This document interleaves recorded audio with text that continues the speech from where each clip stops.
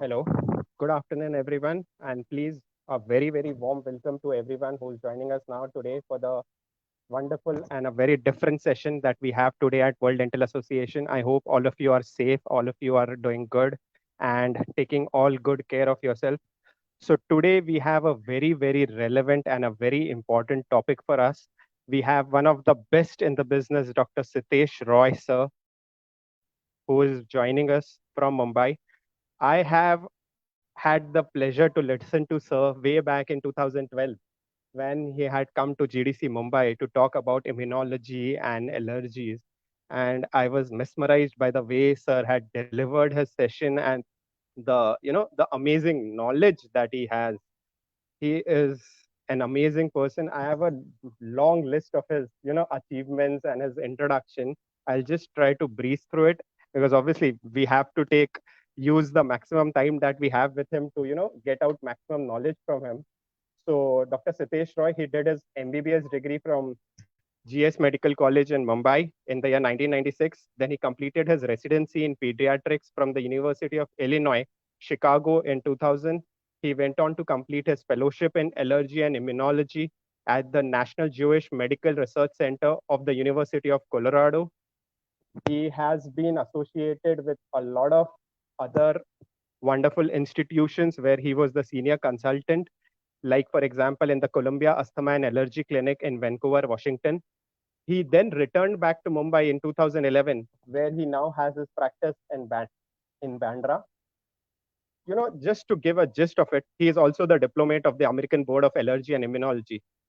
All things said and done, the bottom line, I guess this is the best introduction that you can have for him. He was listed in the best doctors in America in the year 2005, 2006, 2007, 2008, 2009, 2010, and again in 2011, 2012.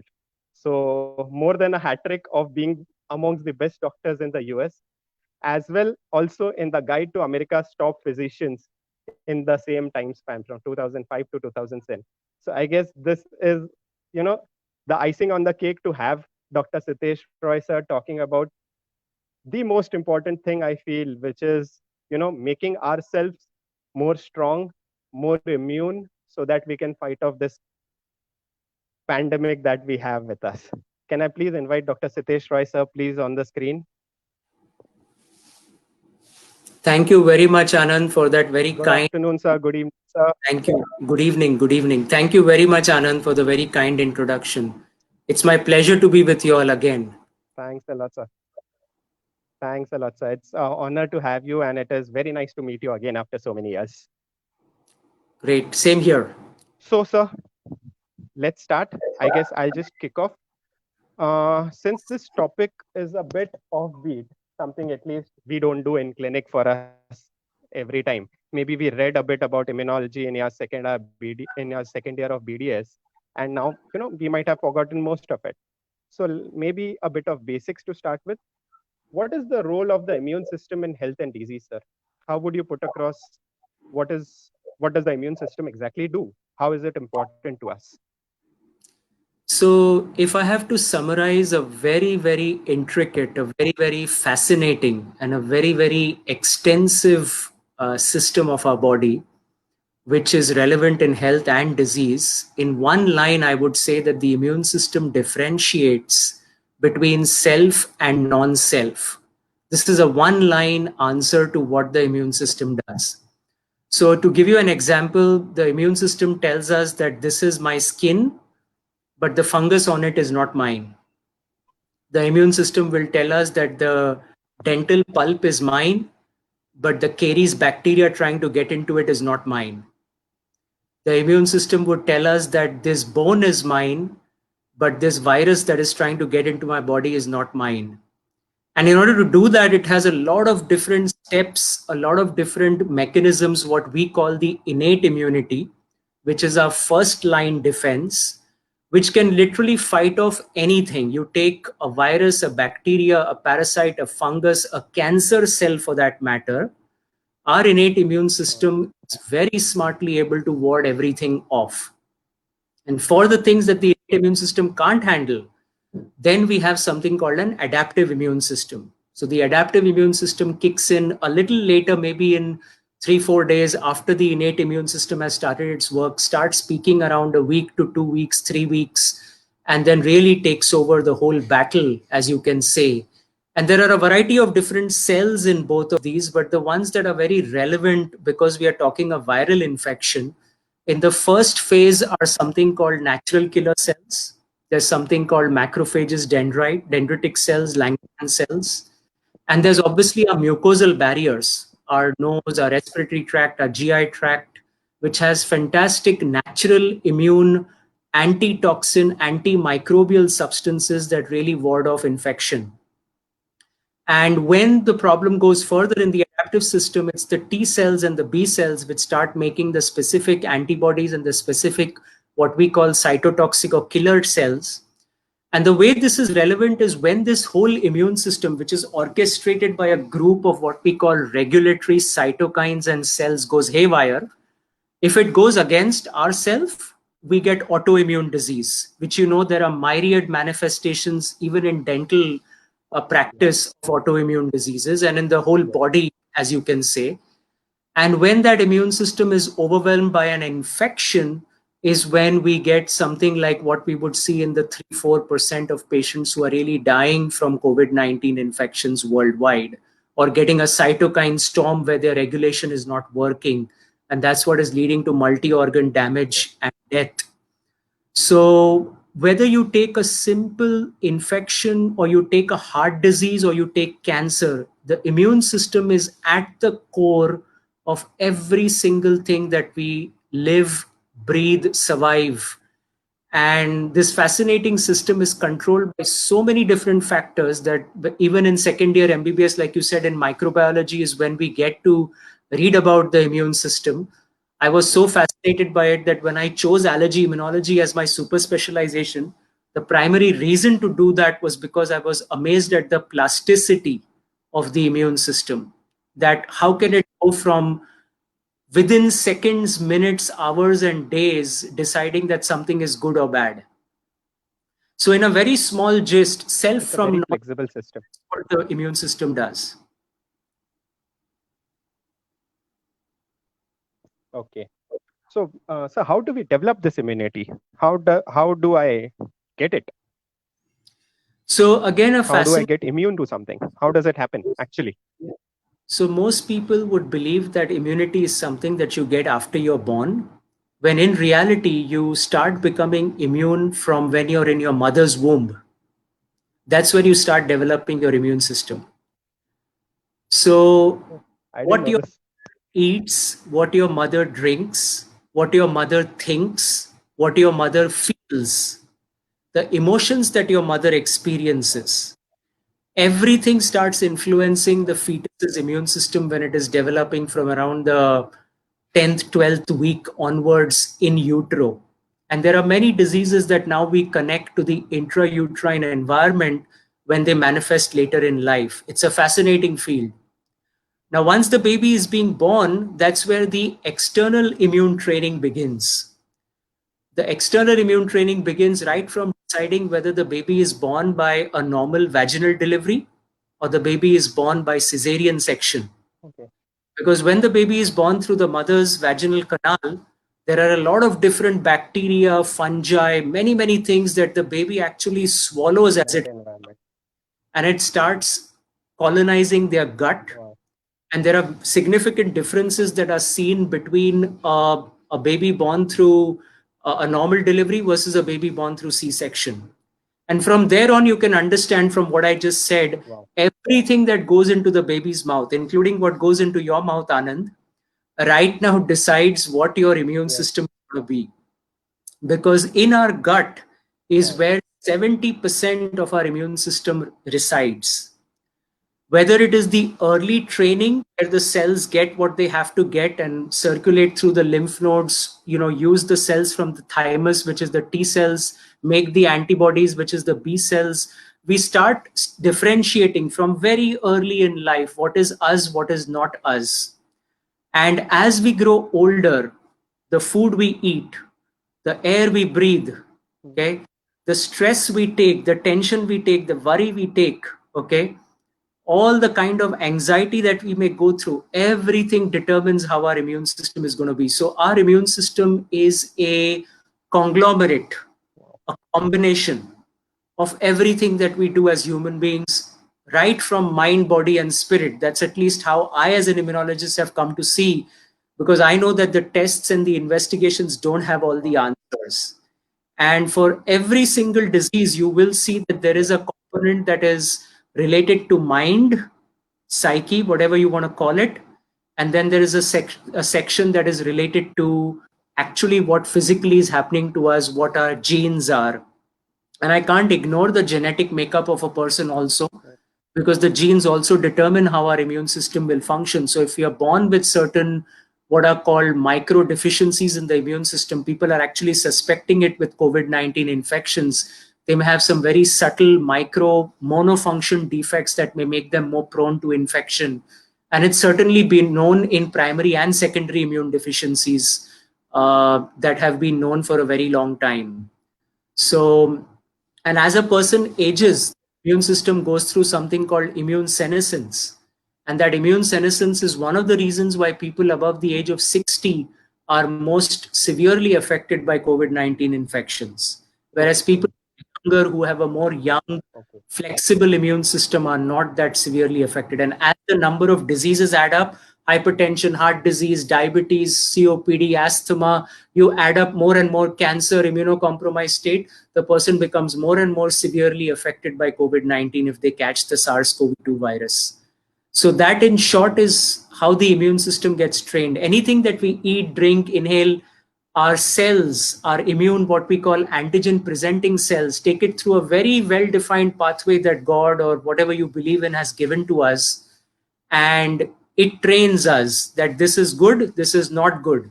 This is self, this is not self. And that's why those who have a strong innate immunity are the ones who are in the 80% who don't get much symptoms when they get a SARS-CoV-2 infection. I hope that answers your question. Amazing. I didn't know the immunity is so. Yes, it more than answers it. It actually is amazed me. I never knew that our brain has so much control on our immunity. I thought it's a totally separate procedure, a totally separate process. I didn't know it's so interrelated. In the field of immunology, we have fascinating studies. We took medical students who were giving exams, and we took medical students who were their vacation period or just doing their normal studies. And we checked their innate immune responses. The innate immune responses of all the young guys and girls who were going through their medical examinations were 30 to 50% lower than when they were not stressed and just happy-go-lucky. Well, maybe now I realize why I used to get the pericoronitis or issues with my third molars only when I had exams. So there's a every time connection I had with exam, disease also. That thing used to swell up. Yes. So absolutely right. I know the answer. I knocked off yes. that tooth. That's different. Yeah. So I had that issue way back in 2012, and I have the answer now. Thanks a lot, sir. I guess, I will invite Dr. Sanyogita, ma'am. Yes, sir. I was saying we live, we learn. You were saying something, sir. We live, we learn. Yeah.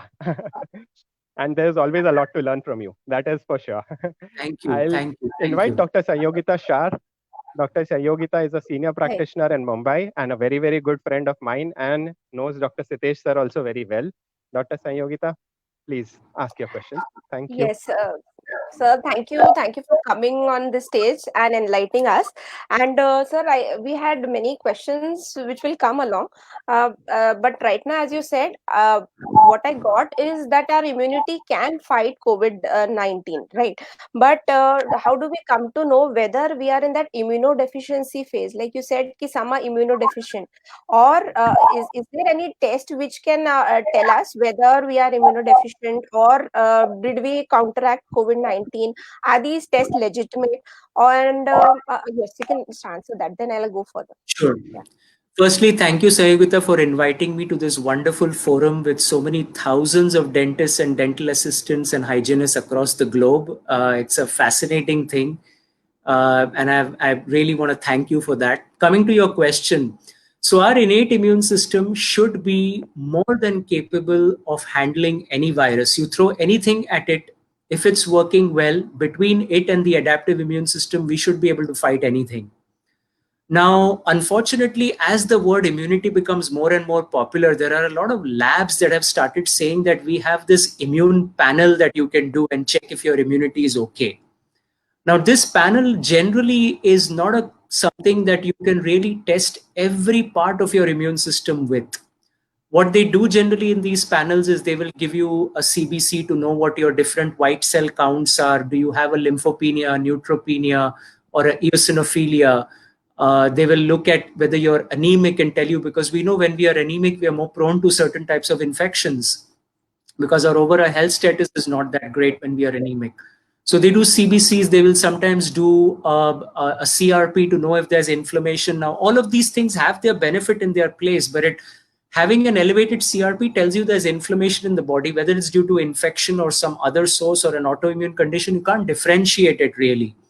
Then they will tell you that we will check for your iron levels, we'll check your vitamin D level, your vitamin B12 levels. These are all relevant and important, but they can't tell you if your immune system is okay or not. So we as immunologists know that we really need the patient in front of us, and we need to get their history. Are they having more cutaneous infections? Are they having more fungal infections as a history? Are they having more respiratory infections? Is it largely upper respiratory or is it lower respiratory? Are they having bad periodontitis? Are they having bad gingivitis? Are they having a lot of carious teeth, which can point to certain type of immunodeficiency conditions? Yeah. So we immunologists take a very, very careful history to determine whether we have to evaluate all aspects of this person's immune system. Do we have to mostly focus on their humoral immune system? Do we have to focus on their cellular immune system? And so when we do that kind of an evaluation, it is a lot more specific. So while I can't say that the tests that are being done by some of the labs when they are selling people what we call the immune panels, I have already seen some patients call with it, should I be doing this? Should I be not doing this? And I tell them that this is a general analysis of your health. I don't know whether I would call this immunity check. Okay. For immunity check, you really need to see a specialist. And if you have a history of having recurrent infections, that's really the biggest giveaway. Like with season changes, people get colds, okay? And then it takes them a week or 10 days to get over that cold, okay? Or they eat outside and they get sick.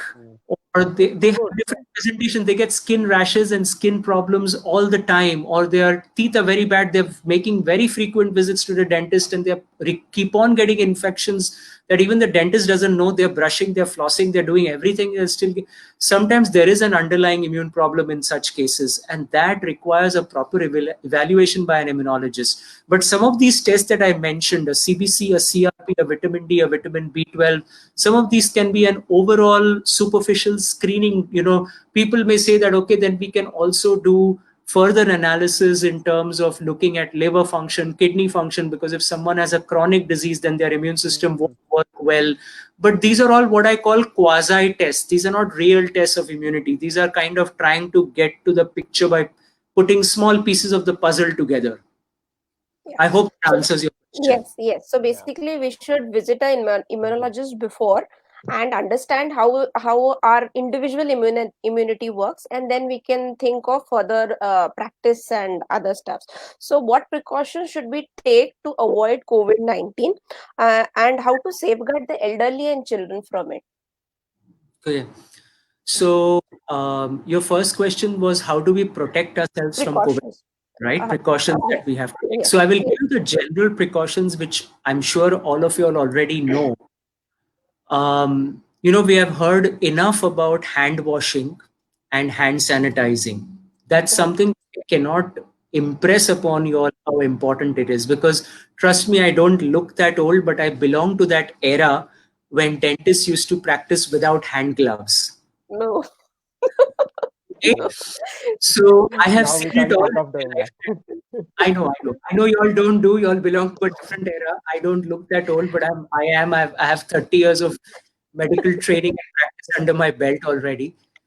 So hand washing, hand sanitizing, even if you're wearing gloves, is probably, and even if you're going out, you're touching surfaces, because this is very much transmitted from objects and fomites. As we know, this virus has the capacity to survive on plastic for 3 days, on metal for 3 days, on cardboard for at least 24 hours, and on other surfaces for a few hours for sure. And interestingly, even the temperature does not seem to matter as it did in some of the earlier coronaviruses. So hand washing, first one. Second is what they're calling social distancing. I like to call it physical distancing, because Yeah, you don't yeah, socially cut off from people. You really want to yeah. talk to friends, your family, you want to do webinars, you want to interact with live human beings. Lockdown doesn't mean you're socially disconnected. It means you're physically disconnected. Okay. So physical Very good distance, point. let's say you're in your practice and you want people, even when you're talking to them, at least 3 feet away from you. Hmm. And in case, ideally, like they're in the waiting areas and all, ideal situation would be 6 feet apart, as you've heard. Okay. Okay. So physical distancing where possible. Now, if you start doing procedures, you're not going to be 3 feet away from people. So we'll talk about that in a later question. Okay. Okay. The next thing that comes in Yes. besides these two things, hand washing and social distancing, is the mask. Now, when I did my first interview on a news channel on January 21st is when I did it. They somehow came to know I'm an immunologist. They were a very new channel. They invited me to speak. And back then I was telling people that wear a mask when you go out. It took the CDC a month and a half from there in the US to start telling everyone in America, even if you make a 2-ply home-based cloth mask, to start wearing masks. And if you look at Korea, South Korea and Japan, the most successful places on the face of this earth to control the COVID-19 SARS-CoV-2 virus, they have also said that wearing masks has been their biggest success story, besides many other good things that they were doing in terms of hygiene and all that. Other than that, respiratory hygiene. So if someone is coughing, sneezing, using a tissue, using a handkerchief, which you will then wash and clean properly, not just keep somewhere, discard properly. Coughing into your elbow or into your shoulder if you really have to cough or sneeze, because sometimes coughs do come for other reasons. I'm an allergist. My patients may cough because there's pollen in the air. Now, people will start getting scared. Oh my God, ये खांस रहा है, इसको COVID है. नहीं बाबा, सब कुछ is not. अभी भी लोगों को अस्थमा है, अभी भी लोगों को Yes, COPD है. true, true. There are Tuberculosis गायब नहीं हुआ viral है. infections. Okay. So people cough and sneeze, remember to control how you spread it. So these are the basic precautions, as I would say, for every live human being to take. And trust me, if we become a community that we wear Ayurveda. masks, the transmission of tuberculosis will decrease immensely. Oh, Okay, which kills 1,000 people every day. More. my God. We never knew Yeah. this, sir. Which is way more than what coronavirus or COVID-19 has It's done a in bigger 3 killer. if you take the numbers. Actually, people Influenza need kills to. Influenza Yes. kills 5 lakh people. We have still reached about 3 lakh 400,000 or 40,000 somewhere we are. Globally. 3.5 every Yeah. year globally. Influenza kills 5 lakh people. Some people Wow. even estimate 6 lakh. So realize that this virus is new. So there's a lot of scare, a lot of fear, but this is not the end of the world. Your second part of your question was elderly and children. Children staying home is currently the best thing we can do. Mm. When they go back to school, we will have to figure out ways to keep them apart within classes also. I know that's not going to be easy, especially the younger the child.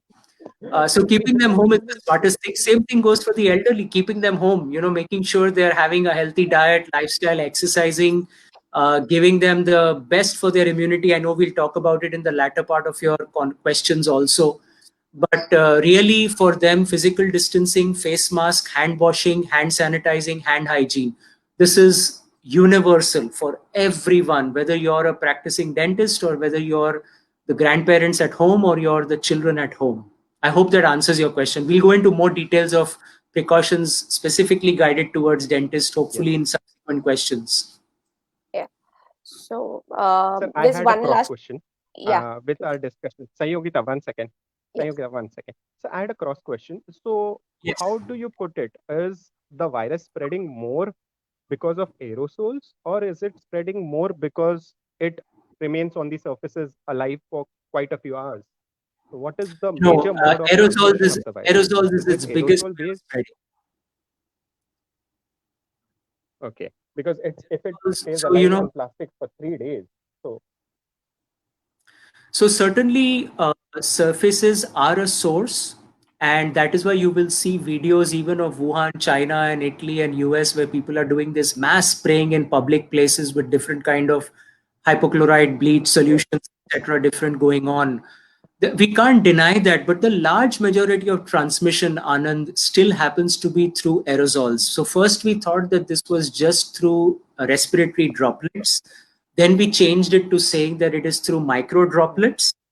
And later on, we even went to the extent of saying with some data that was coming out of Japan that this is airborne. Airborne means it is very fine particulate matter, which, let's say you're wearing a mask, but the mask has gaps and holes, it's going to get, you've covered everything, but your neck and hair is open. Tomorrow it's going to settle there. And if you touch those areas after you go home, it can spread. So this is a very different virus, a very different contagion, really, to talk about. So, but the biggest transmission is airborne. And that is why doing the cross ventilation, keeping the windows open, using exhaust fans, all of those make a lot of sense rather than always sitting in our air conditioned units and practicing. Life is going to change. There's no doubt about it. After this virus, life is going to change in a big way, I'm sure. Yes. Sayogita, back to you. Yes. So now aerosol, it is a proven fact that it is aerosol. Now we dentists, we have to work with aerosols, right? So what is the ideal time to start a practice? Like when the curve flattens, like they say it is still on the increasing end. When the curve flattens or when the cases reduce, or should we start now with precautions? Like there is a dilemma always there in mind, to start or not to start. Okay, so don't quote me as a authority, okay, who has the Okay. Yes. authority to do. I will tell you from my personal experience and my personal feelings and my personal knowledge, okay. I feel that if you wait for the curve to stay flat and if you wait for the cases to die down, you'll stay home for the next 6 months or 1 year. Because even in places that were in strict lockdown, when they're opening back, the cases haven't gone away. The cases are still there. Okay. And the cases are still happening. Mm-hmm. So I think that while we should follow governmental advice and governmental suggestions in a conservative way, in a careful manner, and in a cautious way, I think people can begin their practices. I really do. I started my practice. I do it a couple of days a week. I get in patients with the right kind of screening, with the right kind of triaging, with the right kind of precautions. And I've put certain things in place with my practice. Now, y'all are at a higher risk. So in my practice, I do pulmonary function testing, lung function testing. True. We have been told across the globe that allergists, immunologists, asthma specialists should not do lung function testing now. Okay. Yes. Now, the fact still remains that there's going to be a subset of patients that if I don't do pulmonary function testing, I can't evaluate if they have asthma, if they have reversible. So at a certain point, I have to bite the bullet and decide that I have screened this patient through all the questionnaires, which I think every dentist should also consider having in their office, which their staff will talk to the patient and confirm that they don't have those symptoms before they come in. When they come in, most dentists don't think of taking a temperature, right? But I think you all should start consider taking a temperature. Okay. We will. And you should see whether the person is mildly, do they have a temperature above 99.5, which you would call a fever in an adult? And if you should really start considering, is this someone who really needs an emergency or an urgent procedure? And then you have to take extra precautions and do it for them. And if they don't have something that's an emergency, then maybe you want to do it at a later time point. Okay. Them later when they are better and afebrile. So I think that with the right kind of caution, right kind of precaution, the right kind of, as I would say, questions that your staff ask them before an appointment, when they get to your appointment, with the right kind of consent forms in place, dentists can start their practices. And I know that I can just see which number slide it is, but I had put in a slide. If you can bring slide number 8 up. Will I have to do that? Just give us a minute, sir. No, just a minute, sir. They'll do it. The screen is being shared. Yeah. Yeah. You'll have to scroll it down, sir. So, I was going to show this a little later, but are you all seeing the prevented practices in dentistry in COVID-19 era? You'll need to just make it full screen, sir. Just start the Make it presentation full screen. because it's not readable right now. Yeah, it's not readable. Yeah. Yes, now it's perfect, sir. So, if you're willing to follow all these things, you really have to consider, even because asymptomatic patients across the globe, we thought were around 40-50%. Okay. These are people who have no fever, no cough, no body pain, no loss of smell. By the way, remember to screen for loss of smell and loss of taste. Up to 20% patients present with that. They have no other symptom. I have personally known 3 cases that we do screening for, and I've treated them long distance after that, who had nothing but sudden loss of smell and taste. Okay. People can have diarrhea, they can have abdominal symptoms, pain, nausea, they can have many, many different things, and they need to be screened because a potential asymptomatic patient is also a COVID-19 carrier. Okay. True. If they have recovered, and there's been at least 30 days since they have recovered, and they have no symptoms, then they are generally considered safe. And if you're identifying an urgent need or an emergent need, those are definitely cases that you can treat with all the precautions. You have to categorize the dental treatment. I've put that in the next slide. Identifying the need, the risk, the benefit, and then taking all the contact and airborne precautions that you can. And if you're going to do procedures, the basic requirement that I would say is using an N95 mask.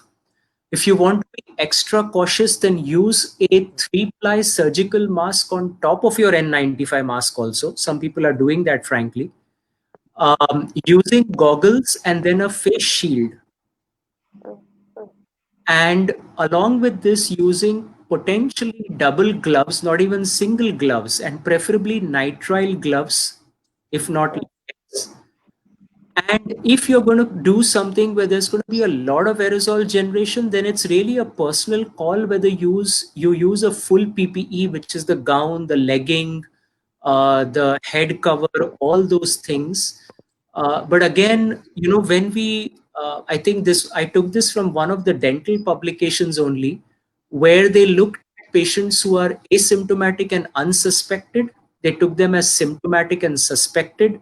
And from that, you get categories A, B, and then category C, which I've mentioned below. You all can see that possibly, which depending on what they require, whether they have active disease, whether they are a recovered patient with more than 30 days since they recovered, and then the kind of treatment. So if they are a recovered patient and have absolutely no problems and no symptoms more than 30 days, you can do all kinds of treatments with them because they are technically the safest patients, right?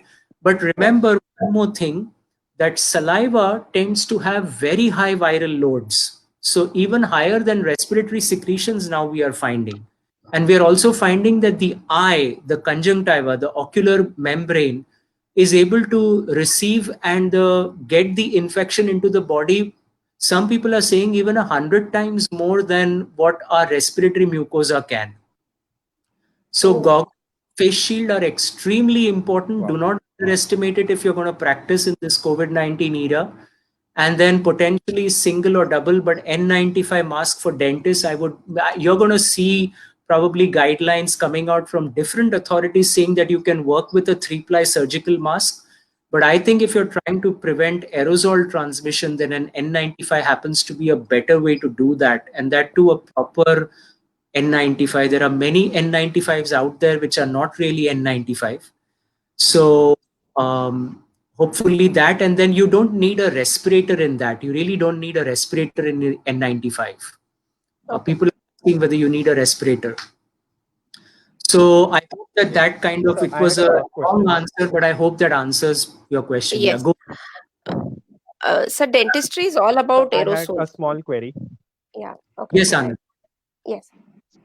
Yes. So you mentioned about wearing double gloves. Right. So does it spread through blood, or what is the reason for wearing double gloves? So interestingly, Anand, the SARS-CoV-2 virus has been found in every single bodily secretion. Okay. Okay. So ocular secretions, nasal secretions, oral secretions, blood, urine, feces, stools. Okay. In fact, in stools, the shedding may go on for up to 37 days after Oof. the infection has resolved. But luckily, what we are finding out now is that that is not the complete viral particle, so it may not be infectious. But we don't Mhm. certain that's an active area of research. And recently, I don't know, there were many jokes going on about this, but they even found it in semen now. Okay. Wow. So there is no So it's bodily everywhere. secretion that is SARS-CoV impermeable. It is there in every bodily secretion. The receptors, what are called ACE2 receptor, the ACE2 receptor through which the virus gains entry into the body, is present in your kidney, in your bladder, in your gut, in your respiratory tract, in your salivary glands. It's everywhere. There are a few organs in which we don't have ACE2 inhibitors. ACE2. Okay. So, this whole Swachh Bharat Abhiyan and Soch Khule Mein Mat is a very important thing right now. We actually have to push it because through stools, through active patients who may be mildly symptomatic and maybe still going for Soch outside, they can potentially spread it, or Oh they are my God. outside, they can potentially spread it. This is a good wake up call for India and Indians. No. Thank you, sir. We never knew that. So Thank you. we can have numerous typhoid Marys in India. We could have Yes, yes. numerous typhoid Marys in India if we are talking about something like this. Wow, this was And, eye-opening. and, and, and Sir, truthfully, hereby I would like to invite Dr. Yes, I Yes, was going to say a yes, yes, single yes. woman Sorry, sir. in South Korea, a single woman in South Korea in a church singing hymns with the rest of the church, gave the injection to 40 individuals. And an R naught of 40. R naught is the rate of spread. Okay, we normally believe it is 1 to 2. One patient gives it to two people two or people. Right? SARS-CoV. She had an R naught of 40. She was the only person with the infection, gave it to 40 other people. Wow. She was loudly singing. Was it an AC room? Corona is here to stay. No, it was an open. It wasn't completely open, but from what we know, I don't know all the details, but it wasn't a completely closed, air-conditioned church. Yeah. Churches are not air conditioned, right? Yeah. Yeah. So let's take this forward. Let me invite Dr. Sushil Kumar Jha, sir. He is from Ranchi in Jharkhand, and he has a few questions for you. No, I am from Dr. Patna. Sushil, sir, over to you.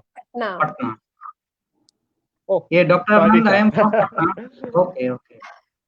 No problem. Yes, Okay, sir. good evening, Dr. Sitesh, and good evening to every panelist present here, along Good with evening. everyone. Good evening, sir. My question will be, what is actually this viral load and what its significance to us? Okay.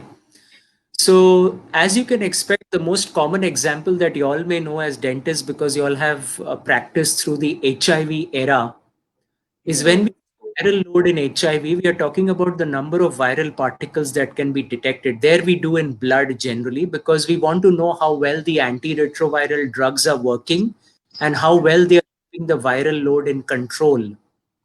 So Yeah. the viral load is something that tells us the number of infectious particles per ml, let's say, of that secretion or that body fluid, or whatever you want to classify it as, depending on the test and the lab. We don't have it routinely and easily available here in India, but it is relevant. I'll tell you why. The most important piece of information that you'll need to know is that the people would think that the ones who are severely ill, the ones who are in the ICU, on a ventilator, or on BiPAP, and very, very sick are the ones who would have the highest viral loads. And the ones who we are saying are asymptomatic. And in India, it's estimated 69% people are in the pre-symptomatic or asymptomatic group. They would have low viral loads. That's not true. Very good research has shown that people who have asymptomatic infection may have viral load as high as people who are symptomatic. Again, here, Anand, I'm going to project a slide here. If you can just bring it up. Sure, sir. Uh, Yes, sir. We'll have it in a minute. Yeah, it's up. So the viral loads in Viral asymptomatic loads. Yes. transmission. And what was found was, and this was a paper published in the New England Journal of Medicine, February 2020, and they showed that the viral load that was detected in asymptomatic patients was similar to that in symptomatic patients, which suggests that the transmission potential of asymptomatic patients is not lower than the ones who are symptomatic. And I think that this is a very important piece of information first. And the viral load is important because the higher the viral load, the higher the chance that the respiratory secretions, the microaerosols, the micro droplets that will come out of the nose or mouth or whatever can the infection to the person who is working with that patient. The other reason why this is important is when we do follow-up studies of patients who are sick. So let's say there is someone who's severely ill and they start getting better by God's grace. Remember that 95% people in the world, for the most part, do get better, even the severe cases, with the right care, obviously.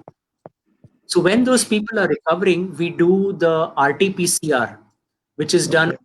pharyngeal swab or the oropharyngeal swab, and we Yeah, check yeah. for viral particles. And what we find is that even though the person's symptoms may last longer, their viral load start decreasing somewhere Okay. around week 2, week 3. Week 3. And so Okay. and so what ends up happening is, though the patient may be shedding virus or particles of the virus, because remember, it incorporates into the human cell, makes it its factory, and then comes out. But what comes out will not be the complete virion, the complete viral particle. So shedding may continue longer than the actual infectious virus is there in the secretions. And so studies on viral load are still going on. It is still a very active area of research. People are tracking it to see how it goes down as the person recovers and correlate it with their symptoms. But the viral load is important because of the risk of transmission. And unfortunately, all of us human beings, even asymptomatic people can have enough viral load to make another person sick. Okay. Okay. Okay. Thank you. Thank you. My second question will be, uh, what are the chances of a dentist to get this disease? Okay. The chances of a dentist getting the disease is just as much as Prince Charles, Okay. much as Tom Hanks. Okay. You would have thought that Prince Charles and Tom Hanks should not have caught this infection, right? Hmm. But they did too. Yes. And they are as much as they are of you and me catching it. So this virus does not, does not, does not look at boundaries, borders, color, race, creed, profession, financial status, nothing. It is the one unifying reality about this virus. Yeah. So if you ask me what is the risk for a doctor versus a dentist, it's the same, because you just don't know who comes and sits in the chair in front of you. Sure. So, and That- everyone in this situation can be a potential transmission agent. So very much, much. Yeah. so much so that when school begins, your kid goes to school and comes back, you cannot know whether your kid could give it to you. Okay. Majority Yeah. of the outbreaks of influenza, majority of the outbreaks of, so the old coronaviruses give us sneezing, runny nose, and fever. Okay. The old coronaviruses, HK, Yeah. OC43, there are about 4 or 5 of them. Those viruses during change of seasons transmit through the community freely. Many people get it. Those who have got it before become partially immune or completely immune, may not get it in the next season, but 2 seasons after that, they may again get it because the virus has mutated. So Okay. we are all at risk, and dentists are at increased risk because you are very close proximity with the patient. You have to Yeah. be in the mouth. You have to be doing aerosol generating procedures. You have to Yeah. do all these. You must have seen, and I'm not suggesting that you all do this, but you all have seen where they collect the swab sitting in a booth where there's a plexiglass and only the hand comes out and it does what it has to.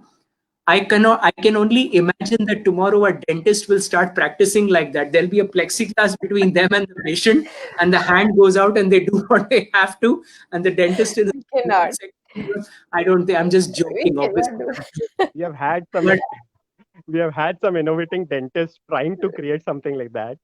something very similar to that. And But it is not anesthetists physically have started possible to doing do that, that. right? So we will try. Yeah, anesthetists have started doing that. They are using the plexiglass thing and they're doing the intubation so that there's no direct spray of the aerosol on them, okay? Yeah. With intubating. So We have something similar. we don't have to become crazy. We don't have to become paranoid. We have to take our precautions, but we have to realize that we are in a world, at least for the next 1 year or 1.5 years, we are in a world where we have to learn to coexist. And at this point, I would like to say something which we'll have more questions on later. It's not the virus you have to be worried about, it's your immunity that you have to be worried about. Yeah, If your true. system is healthy and strong, you may get the COVID-19, the SARS-CoV-2, and not even realize. You may have a little sore throat, a little body pain, a little feverish feeling, and you may be better after a week. You will never get a test done to know you even had it. So the real focus is on your immune system, is what I would say. So with that, I close this question. We can come into it more in later questions. Sure. Okay. Okay. My Let next me question welcome is, Dr. Saurabh Shah. okay, Dr. please. Sushil sir, let me welcome Dr. Saurabh Shah into the panel. Yes. So Sure. Dr. Saurabh Shah, he is a practicing dentist from Mumbai, a very, very good friend of mine. Dr. Saurabh, I guess you have few questions for Dr. Sitesh, sir. Please. Yes. First of all, Dr. Sitesh, namaste. No handshakes and highs this time. We can do a hi-fi also. Hello. Yes. We can even do flying Yeah, kisses, but we that can do would be a appropriate.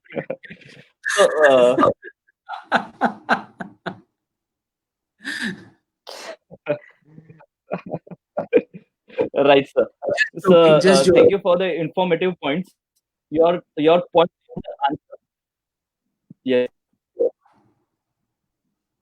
Points in the questions and answers are informative, that we are coming on track. So the next point that, sir, I would like to ask is, what are the different techniques and methods by which we can reduce the viral load for our patients and for us also, so that we can reduce the chances of getting transmission?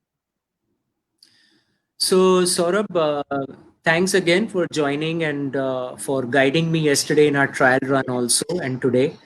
When we look at precautionary measures, the precautionary measures truly start with the patient, okay? So when you screen the patient, and like I said, you all can have forms that your staff will ask people when they are asking questions before coming in. And if they are what you would call a high risk or a potential patient, you really have to choose whether to get them into the practice or send them to a center that may be more capable of handling it with full PPEs, etc., because you may not have it in your practice. So a thorough screening of patients, a thorough triaging, taking the temperature when they come in, having them give you consent forms, because tomorrow I don't see where medico-legally people might say, I came to your practice and tomorrow I turned positive, so I got it from your practice. So consent forms, which we may not have been doing before, may also be very important and relevant. These are available. If you all need it, you all can get in touch with me or get in touch with Dr. Sayugita. I'll share it with her. But doing that, that's the patient base. Second is for the staff, keeping the staff safe. Keep the staff safe. The first thing that I would say is educating the staff. The one thing that China, Japan, South Korea really did fantastically is they educated their population about this virus, how it is spread, where it comes from, what people can do to take care of it, what the symptoms are of the virus. So if your staff is well trained, then your staff will be able to prevent you from seeing people who potentially you should not be seeing, firstly. And secondly, if you are going to still see them because they have an urgent or emergent problem, then using all the precautions before you see them. And so the staff education, the staff training, the staff sensitization, recognizing that every patient that walks into your practice should bring their own mask with them, even if it's a 2-ply cloth mask. And if they don't, then you should be able to give them a mask while they're sitting in the waiting areas, etc. Having hand sanitization patients when they come in, limit the number of family members that come with them, hopefully only one or none, if that's possible, where possible. And so and then they sit with appropriate distance. So even if they have an asymptomatic viral load, they're not spreading it to everyone there. And if someone does happen to be high risk, and if you have space in your practice, putting them into a separate room rather than keeping everyone with them, because you still have to see them and treat them because they have an acute or a severe problem, becomes very, very important. So those are things for the patient. Now for the doctor. With the doctor, really, as I have already answered it, the precautions that you have to take till the patient comes into your chamber, and in your chamber, it should just be you, the patient, and your assistant. There shouldn't be too many people overcrowding in there, because the more the number of people, the more if someone is asymptomatic of the viral load going up. So you can't do much about it otherwise once everyone is there. So keeping the number of people in your practice to a limited when you're actually doing your procedures, and then all the usual things what I said: hand washing before the procedure, putting on all the required stuff as we discussed, hand washing after the procedure. The patient themselves, one more very interesting thing which I had thought about, and also some of my dental hygienist colleagues and followers in the US also said, is having your patient do a pre-rinse before you start their procedure, and maybe even doing that rinse every 15 or 20 minutes with diluted peroxide or with chlorhexidine, whatever you all wish to do. But that will temporarily reduce the amount. But remember, it's not going to go all the way to the back of the throat. You can tell them to deep gargle also, but it's still not going to make the area completely free. In case the virus is there in the screening, nothing has shown up. But a pre-rinsing, not just with water as we routinely do in many dental practices, but with some microbicidal agent, can be very, very relevant in reducing the viral load. Okay, you all can seriously think about this thing and figure out what is best that you all want to do. Then obviously, when you're taking off all the personal protective equipment, taking the right steps, the right stages, it's all available on the internet. You can read it up, how to take each thing off. And finally, after you have done all that, when you're ready to go home, taking all the precautions at that point. So wearing this, many dentists I've seen even today just routinely also wear surgical gowns to protect their clothing. And it can make all the sense in the world in this area to do that. And then those gowns and all your other stuff is, in whatever way it is done, it would become very expensive to do it after every patient, probably not practical also, but after certain intervals doing that is very, very reasonable. So these are the ways I think of reducing viral load. I hope I've answered your question. If there is still something lingering in your mind, you can ask me if I didn't understand what you meant by reducing our viral load or that of our patient. This is what I think of reducing viral load. So, do the air purifiers work in this time of reducing the viral load? Good question. Yeah, I had meant to say that. Thanks, Dr. Sanyogita. Good. You brought that up. So, people have suggested that if you have a HEPA air purifier running, it may make a difference. There may be a small difference that it makes. People have suggested have negative or positive air pressure, vents, those things like that. Use a exhaust fan so that it keeps clearing the aerosols. In my practice, frankly, since I do a practice in which I work with the respiratory system all the time, upper, lower, everything. We literally keep our practice doors open these days. We don't have patients hold that handlebar and open and close our doors. My cabin is open all the time, most of the time, okay, except when I'm on my lunch or something like that. But so the touching of surfaces, touching of fomites is reduced, and then have the capacity and the good God's blessing of having a practice in which you have windows, you have doors, you cross ventilation. Because when you cross ventilate and if you run the fan instead of the AC, then the cross ventilation works even better, and with that you may be able to reduce the viral load to some extent. How effective this will be, how successful this will be, I don't know. But if you've traveled Uber after Uber started running its service, you will realize that many of the drivers nowadays prefer keeping those open rather than turning on the AC till you actually ask them, can you have the AC? Because even they know that if you do cross ventilation, the chance of transmitting the virus is less.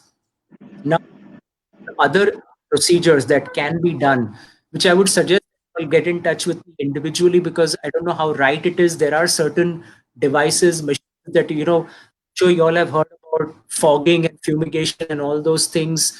There are pros and cons to it, but Using an air purifier may not be a bad idea, a proper air purifier, at least in your main core area. I'm not saying for the entire practice, but in your room, again, which one, what capacity, what way, get in touch with me because I do work in those areas. You know, indoor and outdoor air quality is my passion, besides Okay. the other things that I do. So I hope that answers your question. Okay, sir. Right, sir. Yes, sir. Or You a can bit. go ahead. Sir, continue same lines. One more question. That yeah. So we have accepted that we cannot control the virus. So the only thing that we have to do is increase our immunity. So, sir, what do you suggest? How can we boost our immunity, and tips and tricks that we can make immunity and the things which can harm our immunity, which we should avoid?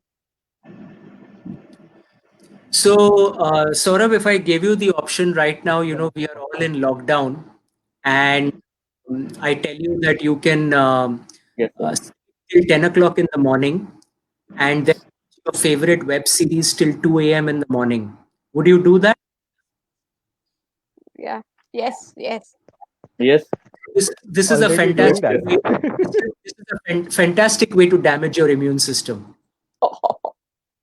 Okay, Oh, your immune system. we have been damaging it since almost 60 days.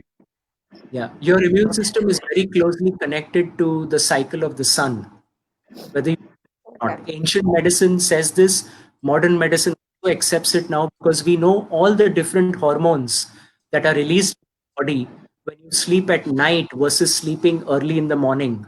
Okay, and then late till 10, 11 o'clock the next day because we don't have anywhere to go. So, right from the way you sleep, okay, how many hours you sleep. So 60 hours, you must have heard that everywhere. It is still very relevant, still very important. Okay. To what you eat and drink. So right now you may be, अरे कुछ करने को नहीं है, खाने से तो कुछ खुशी मिले, तो टप मंगा लो, आइसक्रीम खा लो दबा के, cold drink पी लो दबा के. Fantastic ways of damaging your immune system. Because we already have dormant and latent viruses, bacteria already in our body. If we lower our immune system by doing these things, we basically increase the chances we'll catch something else, including potentially SARS-CoV-2 when we start practicing. Okay. You eat junk food, you damage your immune system. You eat fast food, you damage your immune system. You eat a healthy, freshly prepared meal, diet. You eat salad, soups. You eat fresh vegetables, fresh fruits. You improve your immunity. So you go out in the sun for a walk. You get fresh air. You boost your immunity. Your immunity begins very much from diet and lifestyle. Mhm. You want a logical answer from me? I'll give you the logical answer also. The logical answer is they'll say optimize your vitamin D. If you don't take a supplement, think of taking it, especially if you're not a very outdoorsy person. And I'll promise you that with us having what the world calls brown skin, I think we are all fair, okay, by the way. But having brown skin reduces the amount of vitamin D you make even when you're in sunlight. I don't know if you knew this or not. No, So we didn't know. supplement with 1,000 or 2,000 international units of vitamin D. Smart thing to do in these days. You zinc. You might want to take some vitamin C. I'm a strong believer, and on my team, so in my Dr. I Health Solutions practice, I have 3 Divine Diet counselors. Every single patient of mine is offered to see them, even long before coronavirus or SARS-CoV-2 came. For every single patient of mine, I would suggest to them that get your diet right. That's the best way to protect yourself from many diseases, okay, including dental diseases.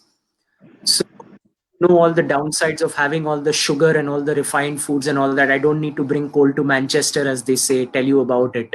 But all these are ways of lowering your immunity, not just in your mouth, but also in your whole body. Okay, so True. True. bad enemy of the immune system. So when we, in my practice, when patients see us, we tell that, you know, have a body aligned diet designed. And in that, give them a lot of guidance about immune detoxing and immune boosting, both customized to the person's body type and requirements. I also believe in ancient medicine. You can probably guess that from what I'm saying. So eat the right diet, live the right lifestyle, get the adequate sleep, do some exercise. So if I told you, "Hey, अभी कौन चल रहा है, पड़े रहो, आराम करो, कुछ भी मत करो, कहीं जाने को है नहीं." Some buildings won't even allow you to go down for your walk these days, okay? So, but that's the time. This is the time that God, if you God, Allah, Uparwala, Rab, whatever you want to call him, has given us to boost our immunity. Ghar mein do free hand exercises, do pranayam, do deep breathing exercises. Okay, these are fantastic ways of boosting your immunity. These are tested, not lab tested. These are time tested mechanisms of boosting your immunity. And dentists need as much as doctors do, as much as general population does. So whether you do skip rope at home or you do freehand aerobic exercises, you turn on the TV or the video, or you follow Baba Ramdev at 6:30 in the morning on his channel, or whatever you wish to do. But exercise don't become, as they call, a couch potato. Okay, in these days. The more you're physically active, the happier your immune system is, and the happier you'll be when you go back to practice. And try to maintain some of these things even after you go back. Now, besides this, there are a lot of things. I would actually like to project a slide here. Saurabh, if you can help me, I shall get to that slide. Sure, sir. Yes, sir. Yes, it's online. That's it.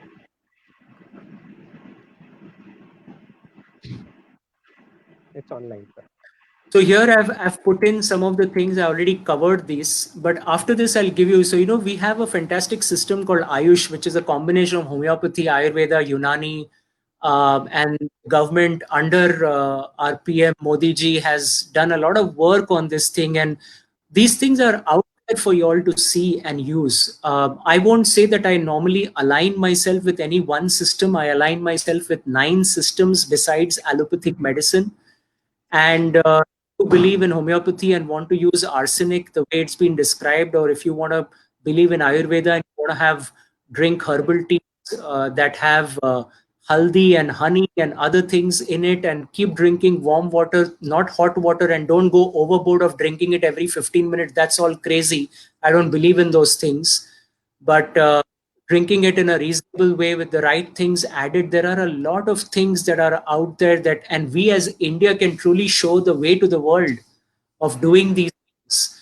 Because in China doesn't have any data on this, but they used a lot of their local herbal preparations in helping people recover from these infections. I'm sure you all must have heard the entire police force in Pune was given homeopathy by some organizations, and even in Mumbai, the same thing was done by some of my friends and colleagues who do a fantastic job with homeopathy.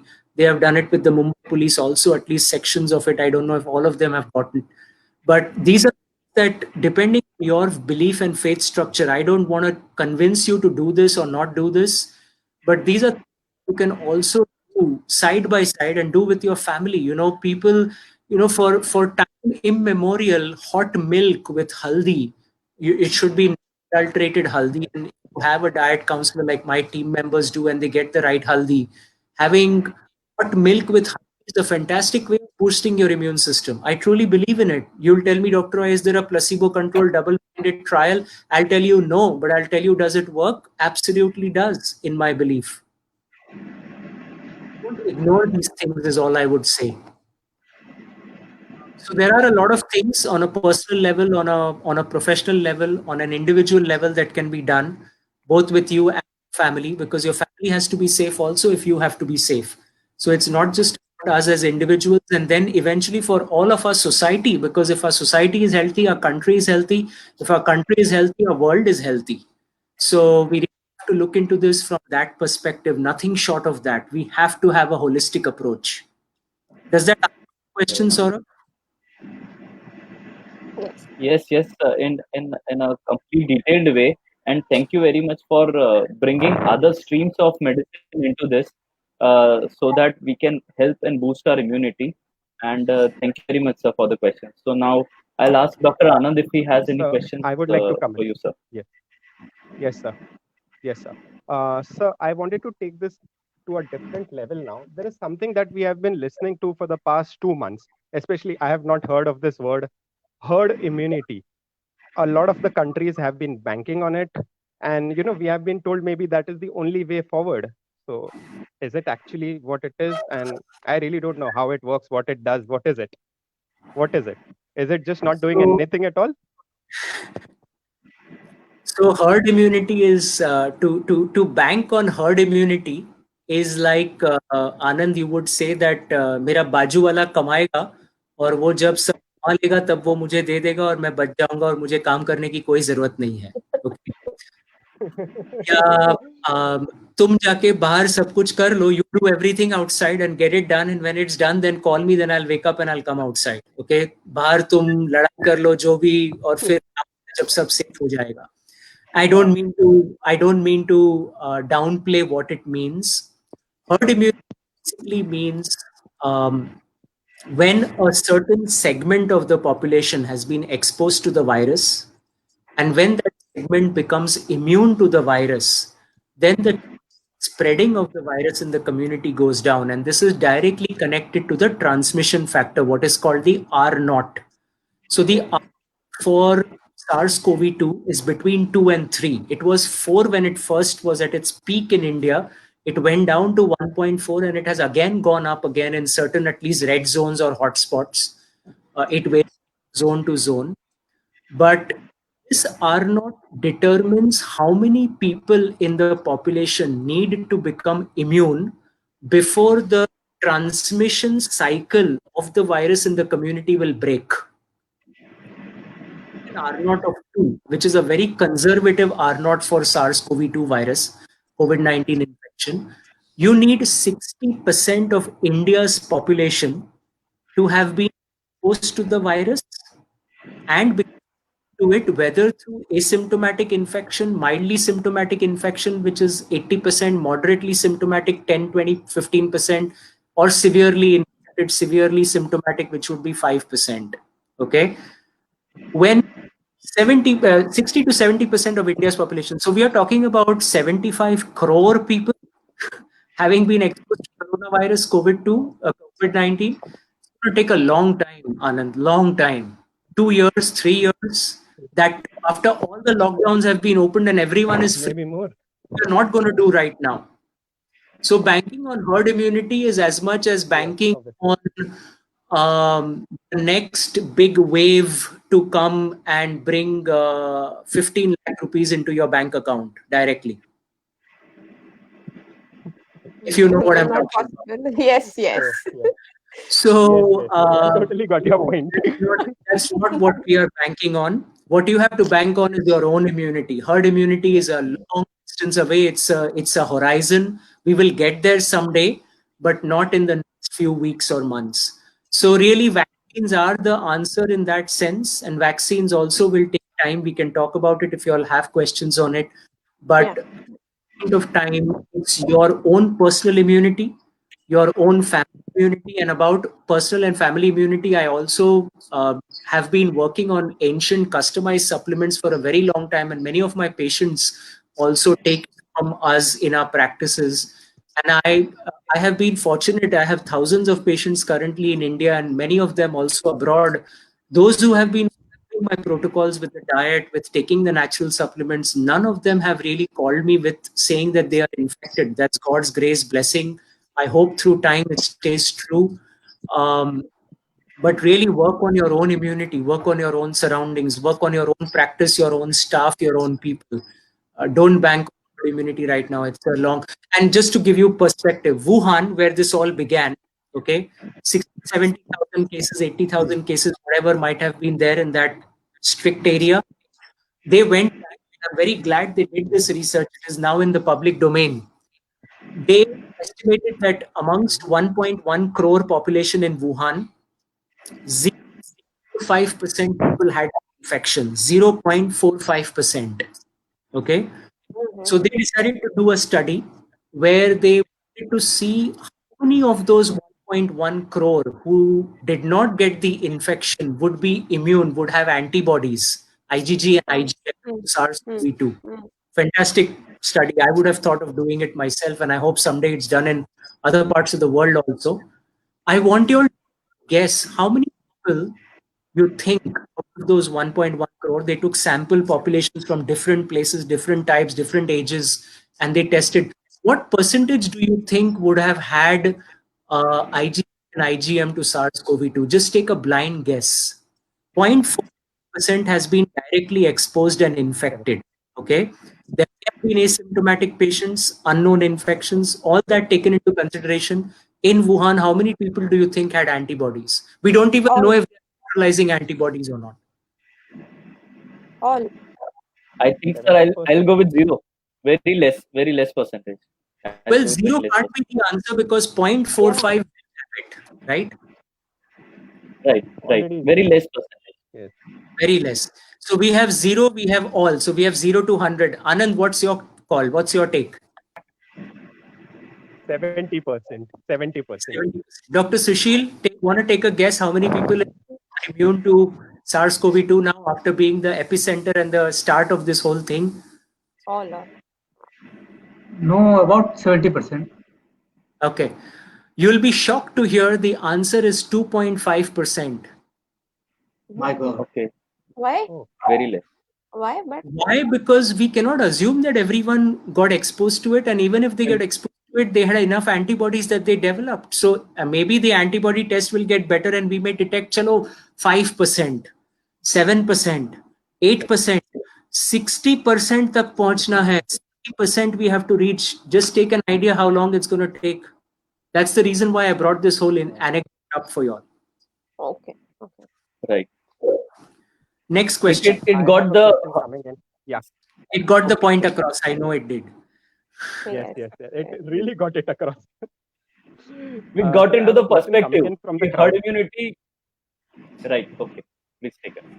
So I have a question coming in from the crowd. Dr. Anil Bail is asking, can a person with good immunity also be a carrier? Yes. In fact, children who seem to have the least symptoms with the infection and people who have no symptoms, which is the asymptomatic group, generally are whose immune system is plastic enough, flexible enough, malleable enough that they adjust and fight off the virus and get rid of it. Unfortunately, those are the people who are going to spread the disease the most once the lockdowns open.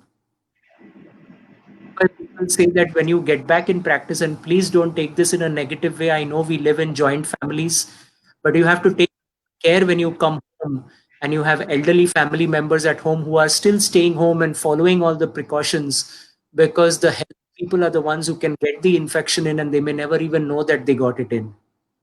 So of 60 people with chronic diseases, anything in the family, we all have to take extra care and precaution for all of them, because healthy immune systems may still get the infection. That's the only way we are going to get to herd immunity, by the way, okay?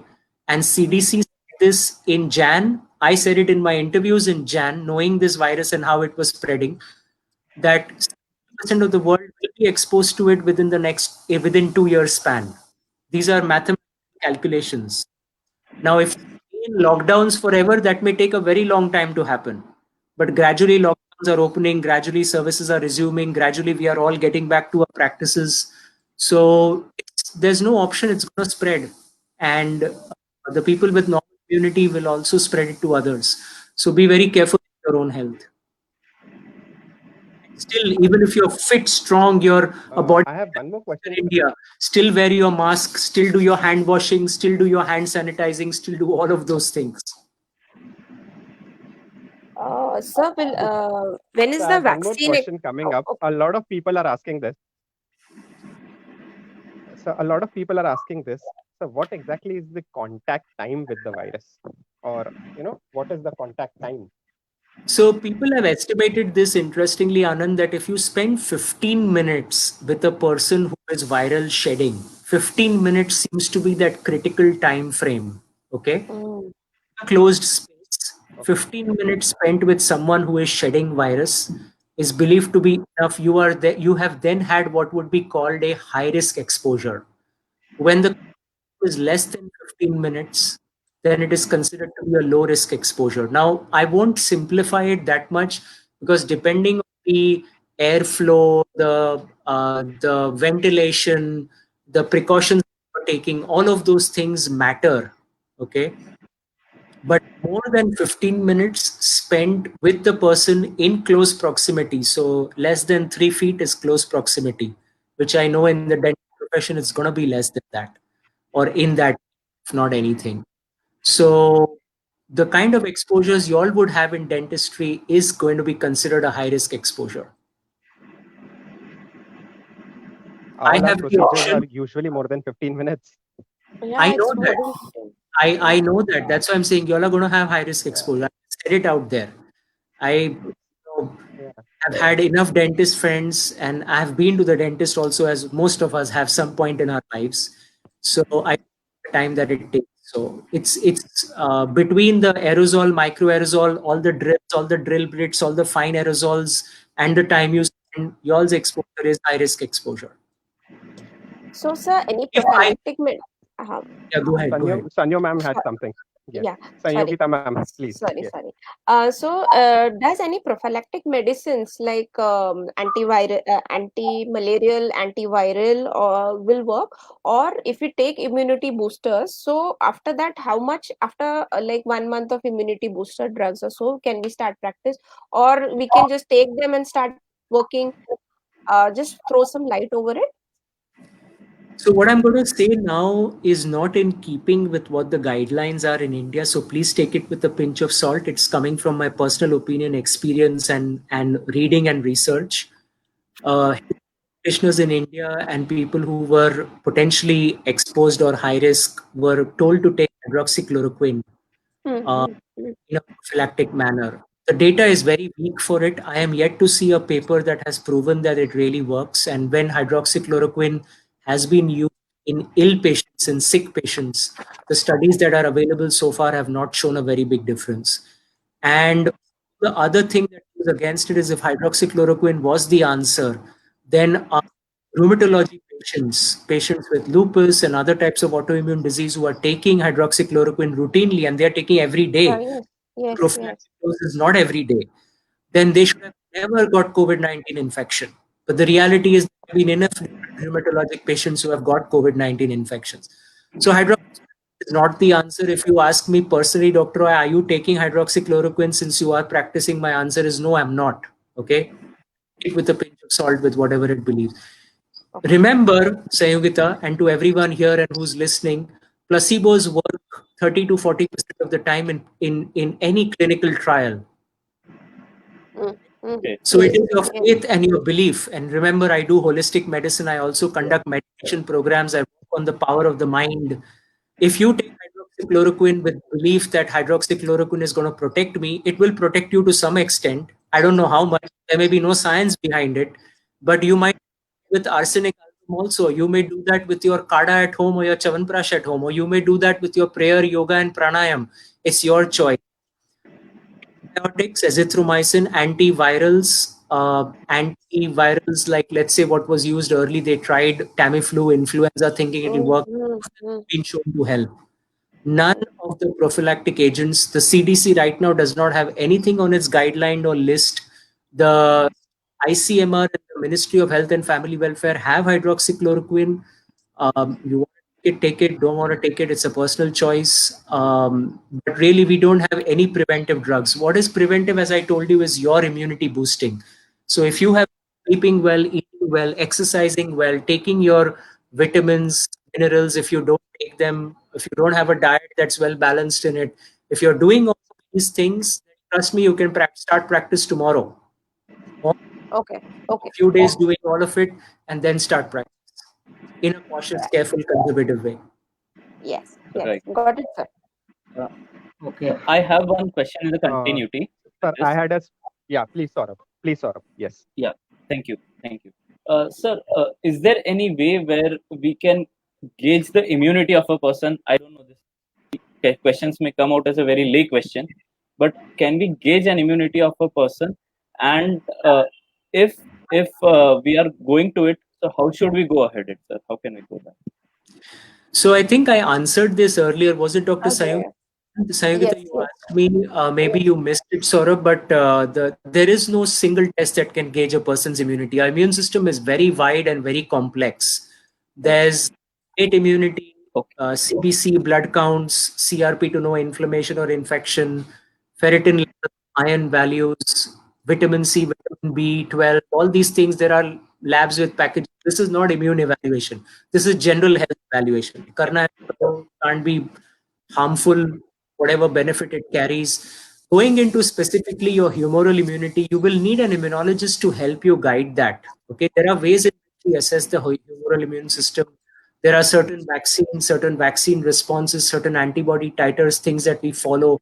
Not recommended really for any and everyone, but if you're really keen and serious about your immunity, see an immunologist and get those things evaluated if you really think, because if you already have a track record of getting infections or problems or health issues, then definitely see an immunologist, because we have tests for cellular immunity, we have tests for humoral immunity, tests for what we call complement system of our immune system.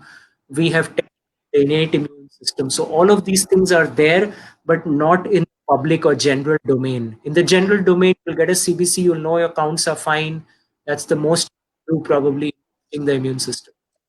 Right. Can I ask, sir, uh, So one people, second, I had a small doubt. yeah, Doubt coming from the audience. Dr. Kanchan Shetty was asking, is influenzam 200 milligrams, a medicine from homeopathy, effective to increase immunity against this virus?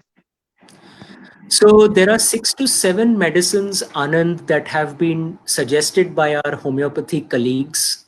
Out of them, this is one of them. The ones that I have maximum knowledge, experience, second-hand experience, not first-hand experience from, have been album 30, whether in the pill form or the liquid form, have been with camphor, and have been with Rustox 200.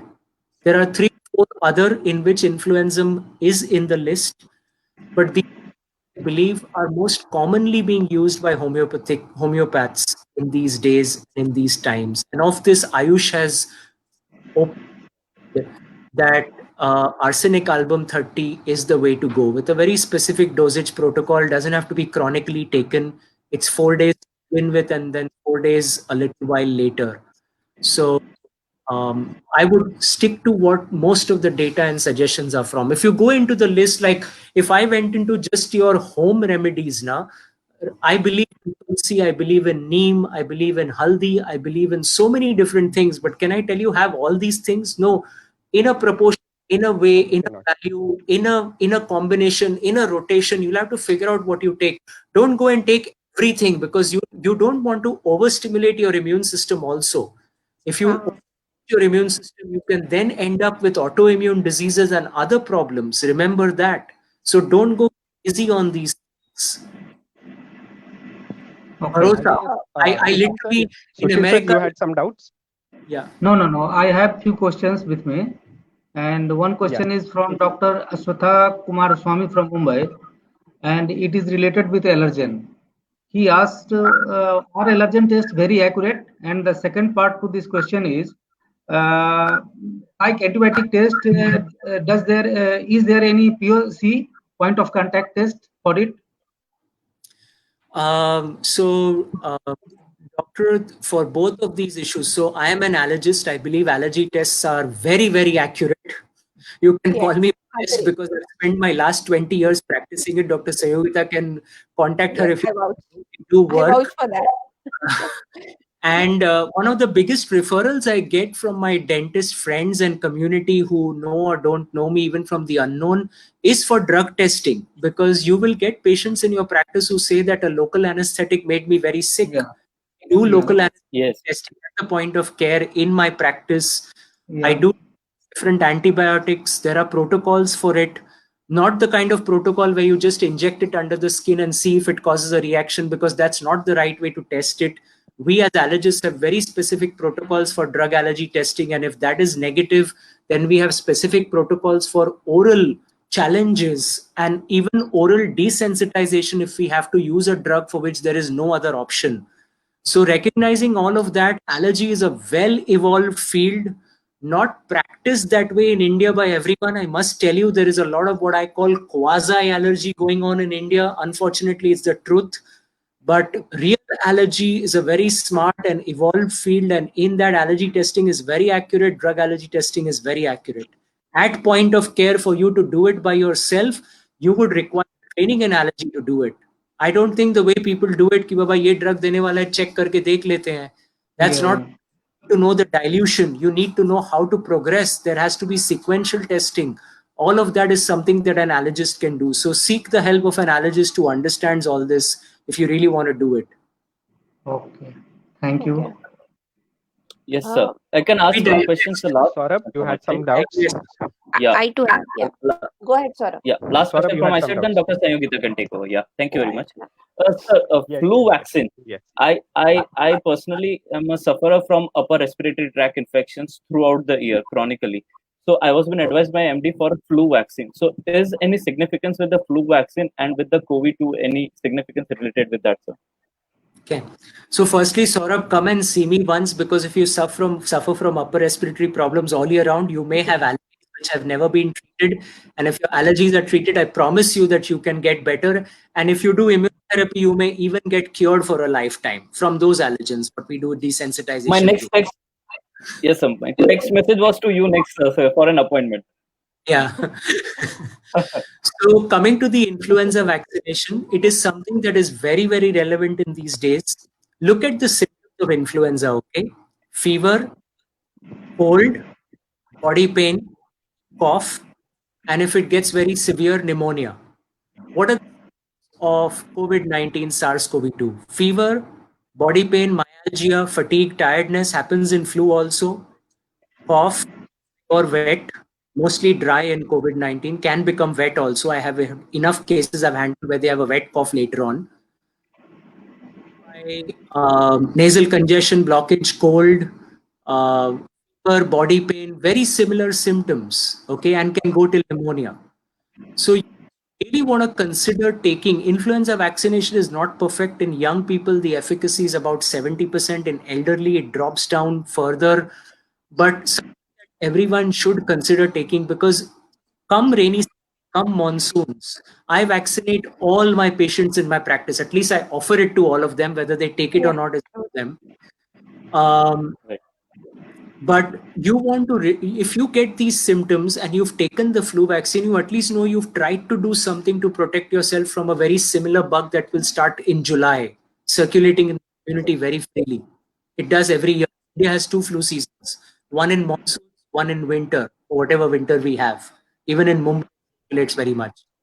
So I think that the influenza vaccination is relevant, important as healthcare practitioners. So, in the US, the CDC recommends every live human being above the age of 6 months to take it every year. Upwards, har saal, everyone takes it, or at least suggested. Now, don't go into the anti-vaccine camp and all the people who believe that vaccines are bad and dangerous and all that. Judging them and not going into that path. If you believe in natural, I have natural also. You believe in modern medicine, I have modern medicine also. I do everything, and I do this with people around the world. But for those who are not doing enough on the natural and natural side, please do consider the vaccine. It's relevant, it's valid, it's important in these days. Okay. And you should take it, Saurabh. Since we are on the topic of vaccines, Yes. how fast? So, since we are on the topic of vaccines, do we really expect a vaccine soon, or how fast can we expect it? And is there a vaccine actually which will be there? We have HIV for 35 years. We don't have a vaccine for it. Are we going to have a vaccine, to be very frank? We had SARS in 2002, 2003. We still don't have a vaccine to it. We had MERS in 2011, 12. We still don't have a vaccine to it. Like you said, HIV, don't have a vaccine. Influenza, we have to make a new vaccine every 6 months, okay, because the virus mutates. Every year. And I see news media reporting that India is going to have a vaccine by end of July. मैं बोलता हूँ, कहाँ गया यार science? What happened? How is it possible? So I read up on it. And what I find out is it is not a vaccine for SARS-CoV-2. It is a general vaccine for boosting your innate immunity, because it was used for gram-negative sepsis. So it is now going to be tried to see if it protects you from SARS-CoV-2. Kuch galat nahi hai, don't get me wrong. I'm a huge believer in microbial flora, microorganisms, how they boost and stimulate your immunity and all those things. But vaccine is very specific, okay? I'm going to here project against a slide right now. If you can get it on the screen, please. Yes, sir. Yes, sir.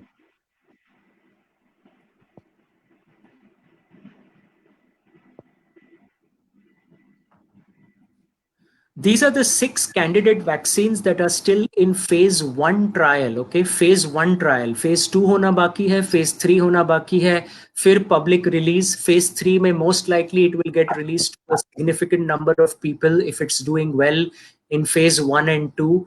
But I don't see how a vaccine can come into the picture, a real vaccine that has gone through all the steps that we as immunologists like to see, can come anywhere before March of 2021. Okay, that's the earliest timeline, given that the first vaccine went into trial on March 16th, 2020. Ek saal to kam se kam 1 year it's going to take. And that too, trust me, every company comes out and says that we can do it, we have it, it's the best, it's going to work. There are 82 candidate vaccines that are being worked on, at least 80 plus. Don't go on the number specifically. But if you really look at all of these, vaccine development, and anyone who's in the field will tell you, is a gamble. Nothing short of a gamble. Because you assume that the target, you take the spike protein, or you take the nuclear protein, the nucleocapsid protein, the envelope protein, whatever you choose to take, you take the T cells that get stimulated, you take the B cells that get stimulated. It is a theory. When you start giving it to first animals, then humans, then seeing the response, and then those people getting exposed to the virus and showing that they can actually fight it off, the vaccines that have had the best track record have never been developed in anything short than 4 years that I know of. 4 years. Okay. So at this point of time, 1 year would be a miracle because the whole world is working on it and billions of dollars have been invested into vaccines. So I can assume that things can be fast tracked and done.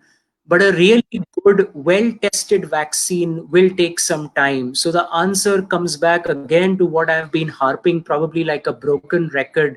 It's your immune system, and it's you on that. That's really what you have to work on. Vaccine jab aayega, tab aayega. I will also be right there to take it coming in from the crowd. Yes. Yes. Yes, I have few questions. One is from Namrata Yes, Arya. I had one more question coming in from the crowd. Yeah. Yes, go ahead.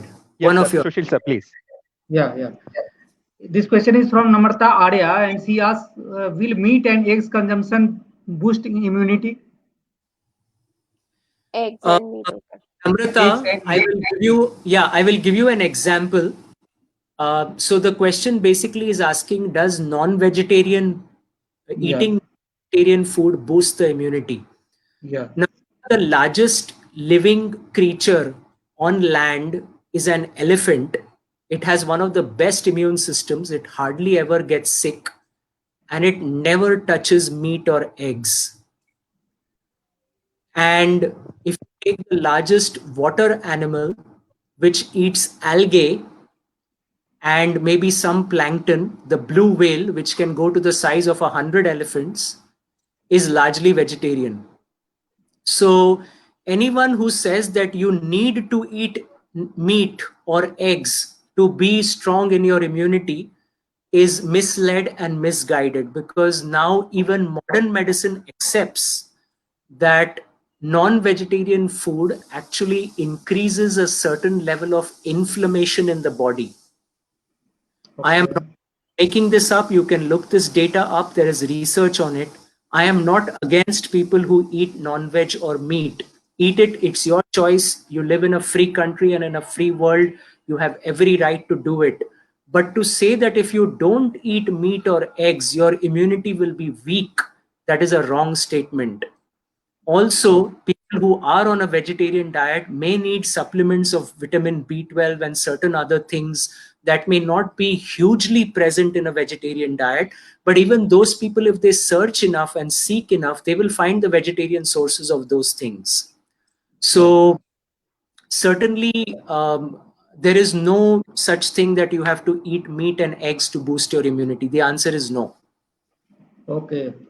Thank you, Dr. Sitesh. I hope, Dr. Amarta, you got your answer. And another question is from Dr. Akash Akinwar, and he asked about sooner or later at one majority of population is going to be infected with virus. So considering Yes. every patient walking in clinic as COVID positive patient, what and how we can prevent ourselves and staff? First question. Second is, this yeah. this is a petition. Please ask the person to go and see the earlier part of the presentation. Otherwise, we would be wasting precious time because we are getting close to it. Is already discussed in length of a dentist should do in their practice. Please see the earlier part of the presentation. Okay. Another question is from Chetan Pathak, and he asks, Sir, Camphor 1M role is there any role of Camphor 1M in boosting immunity against COVID-19? So as I said, the homeopaths believe in it. The homeopaths are distributing it. They are giving it to a lot of their patients. They have also done public distribution. So absolutely, if you have a belief and a faith structure that believes in homeopathy, then that can be considered. It's among the top 3 suggested drugs in homeopathy between arsenic, camphor, and Rustox 200, as I said. So can be considered for who wants to take it. Thank you. There is no published data on all of I these feel things. I maybe must right say at again, the there is end, no you can literature give us like a double-blind, placebo-controlled trials are not there on these things. These are from alternative systems, so take it with your own background work and in the right dosing on your own thing. Sure. Yes, exactly. Okay. Okay. Thank you very much. Yes, And sir. Dr. Anand or Dr. I think so, you know, Sujata? right at the end, when we are about to close, I think, thanks a lot, sir. So, Dr. Sitesh, sir, what I feel is maybe right at the end, when we are about to close, it would be nice if you could give us, you know, a point-wise thing about how to boost your immunity and any supplements that we should be taking, or, you know, something like that, something which gives us enough structure right at the end, something which gives us, okay, take this, don't take this, you don't need this, something like that would be very good. Okay. Anand, what you're asking And me is a I very have tough one thing. question, sir, coming in from You're asking me to summarize my entire life and career in 10 or 12 points. I want you to understand immunity is not one thing. I already projected that slide, you know, diet, lifestyle, sleep, exercise, sunlight, fresh air, vitamin D supplement. I told you 2000 international units per day, zinc about 20 to 50 milligrams per day, not more than that. Vitamin C, 500 milligrams per day, not more than that. If you believe in homeopathy, if you believe in Ayurveda, I myself am drinking 3 herbal teas every day. I have my own special herbal teas and my own special drops that I put in it. Sayugita knows about them. Yes. Yeah. Contact me if you want specific guidance. General guidance I've already given in the presentation. You can run with it. You will be better off than most of the world will be if you just follow what I've told you. I have a question, sir. Yes, please. There's a question from the Yes, crowd as please. well from Neelam Zadav Panaye. What extra care an asthmatic and allergic patient should take care? Like influenza vaccine, as you said, that should be taken beforehand, before we start our practice, because June, July is also coming. And anything else should be done for an asthmatic patient because they are more susceptible to this COVID-19, right? When I do telemedicine or when I see my patients for follow-up in my clinic, this is the top question that I get. Sayugita, I get it, I don't know, probably 5 to 10 times every day. The first thing that people with allergies and asthma need to do is they should not stop their routine medicine. So if they are on inhalers, they are on what we call dry powder inhalers or meter dose inhalers. If they are on certain tablets that are meant to be taken for their allergies or their asthma, they should not stop it. Stopping the drugs is a very bad idea. Even if you read that somebody somewhere said that steroids are contraindicated in COVID-19, that's not true. It's all changing and coming back now.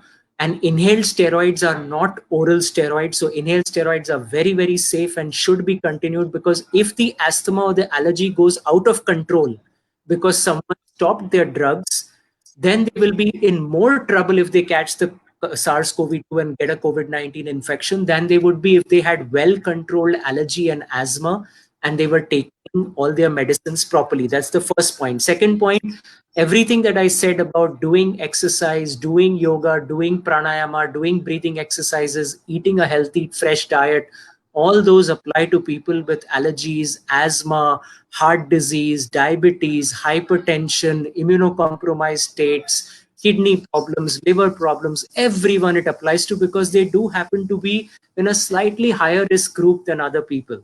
Though there are also, interestingly, some studies coming up that are saying that people with allergies may be at less risk for getting COVID-19 than people with. Yes. It's a very interesting, it's very early preliminary data. We don't know for sure, but and even people with COPD have a higher risk than people with asthma do with this infection. So certainly things that can be done and precautions that can be taken, and they should still use their mask, do their hand washing, do their hand sanitizing, do their physical distancing.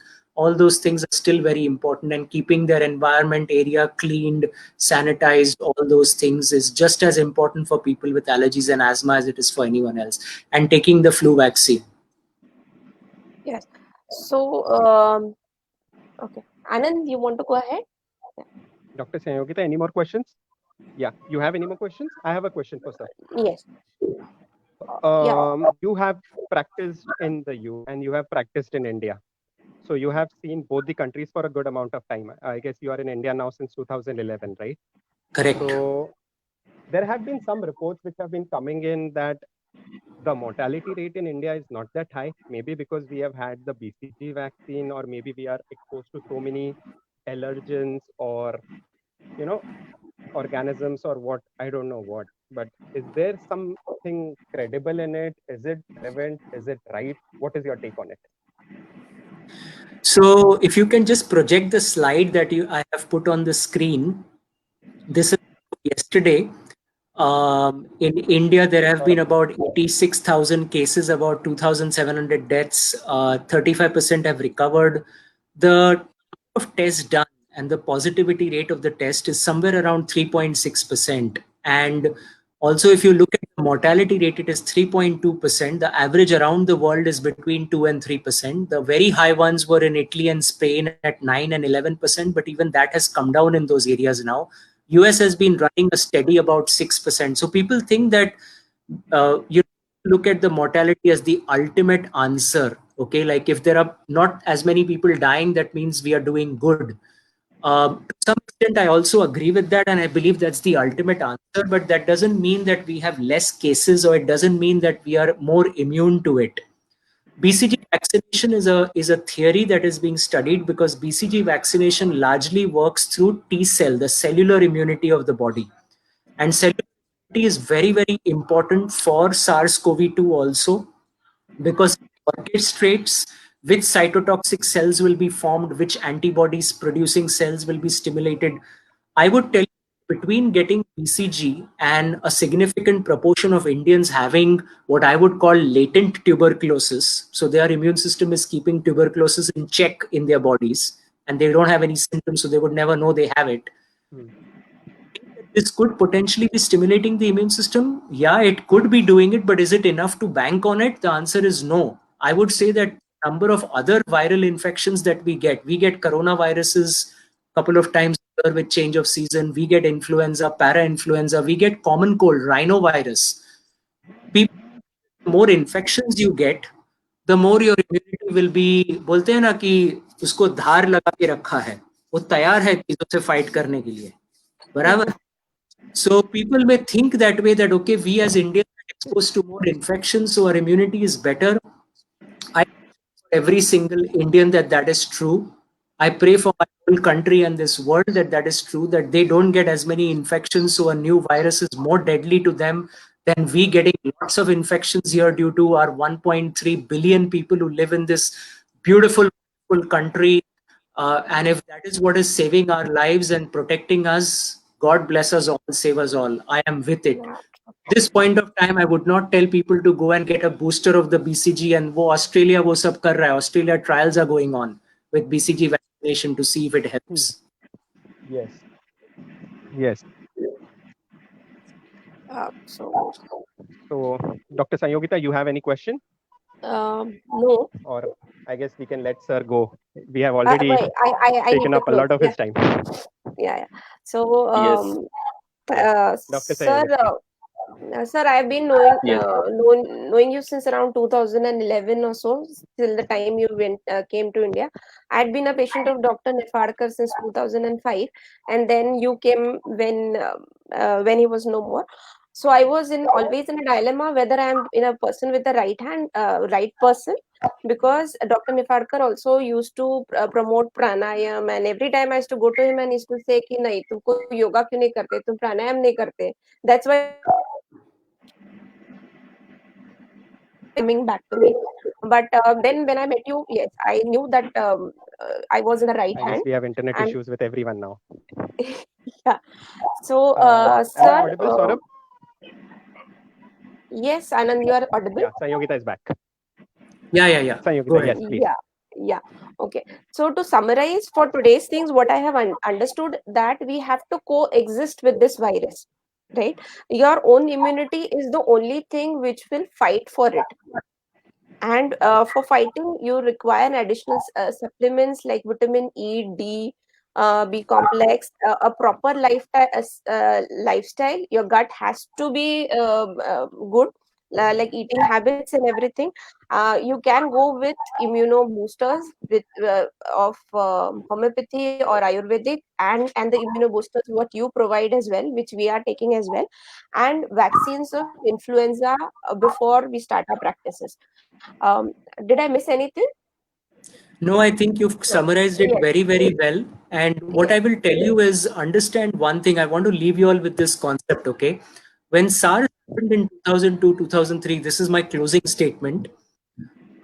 People in China actually went into very remote places, into the mountains where these bats live, where the horseshoe bats and all the other bats live. And they started checking these bats for coronaviruses. And don't take it lightly. There are 500 coronaviruses that have been isolated from bats. Oh, You would think that if coronaviruses were so dangerous, the entire bat population should have been wiped out by now, correct? true, sir. The virus wants to coexist. When we damage its habitat, when we damage its host, then it jumps and comes and it finds a very wide and prevalent 7.8 billion people to infect. The virus jumped and became very happy. The virus will eventually coexist, like you rightly said.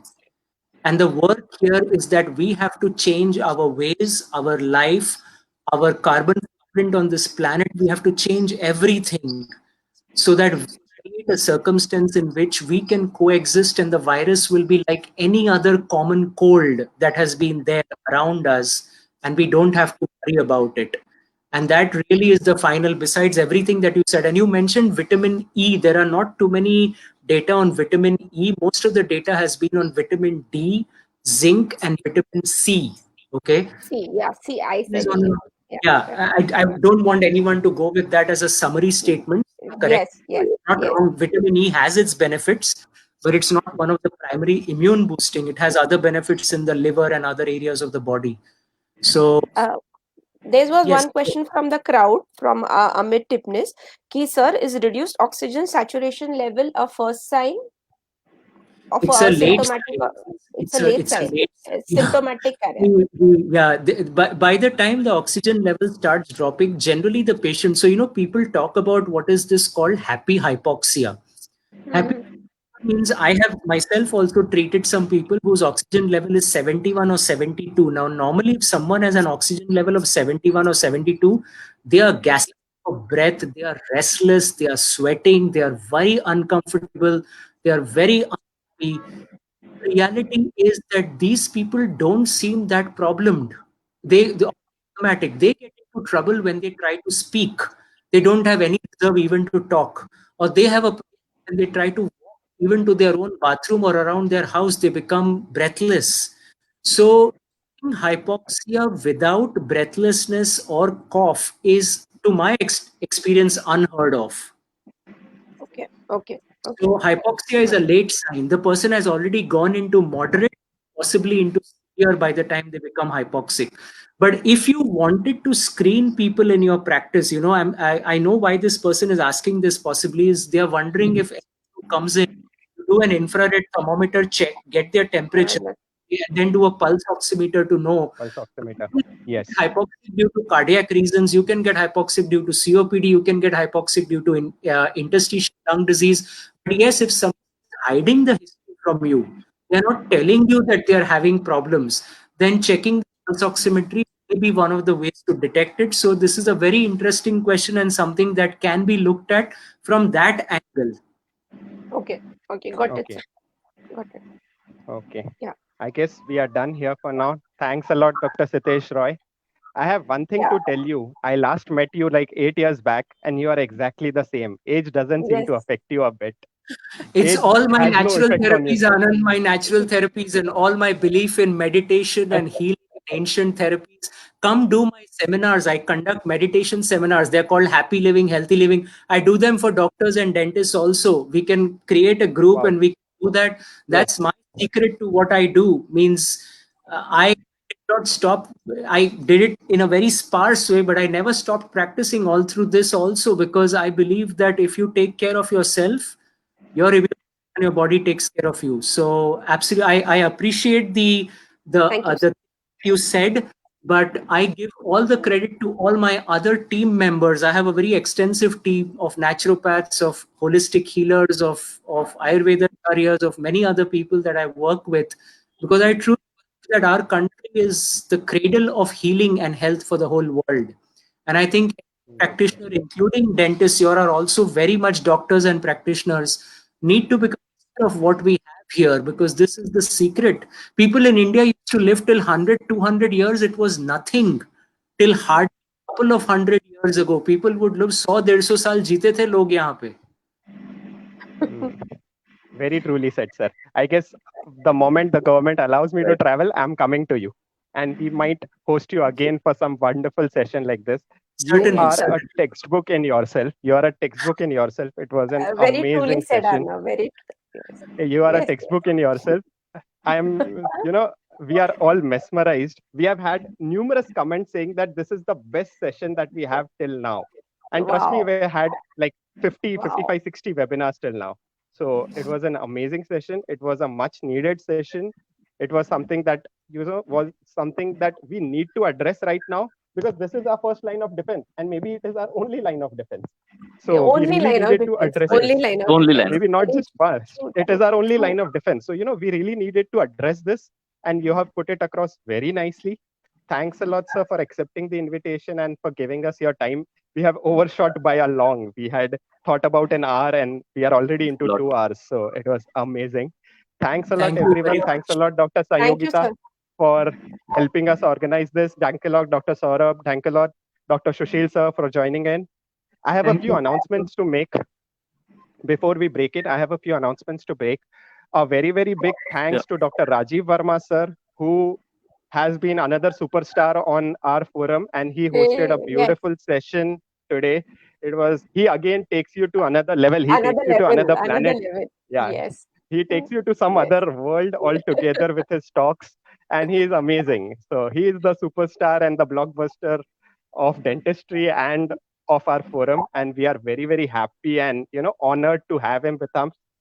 Thanks a lot, Dr. Sitesh, sir. I am gonna be behind you to get you back again, so you will see me pestering you. I'll Your be wish is pestering my you a lot. command. Your Yes, wish is my for sure. command. And Thank you, Dr. I Sitesh. have a few announcements. We have Dr. Thank you very much. Thank we you. have Dr. Martin Trope, who will be coming down for a panel discussion and a live lecture on Yeah. vital pulse therapy on Saturday night at 9:30 p.m. So please make sure you all join us. We'll have a group of panelists. We are getting the best of best people from India to join us as the panelists. So make sure you come and have fun and enjoy that session. A lot of learning there. We have Dr. Rajiv Chitgupi, sir, who is joining us on this Friday. And he's going to be actually talking very specific research-based, evidence-based procedures and protocols that we have to follow in our dental clinics so as to, try and avoid getting infected and, make sure everyone in our clinic is safe.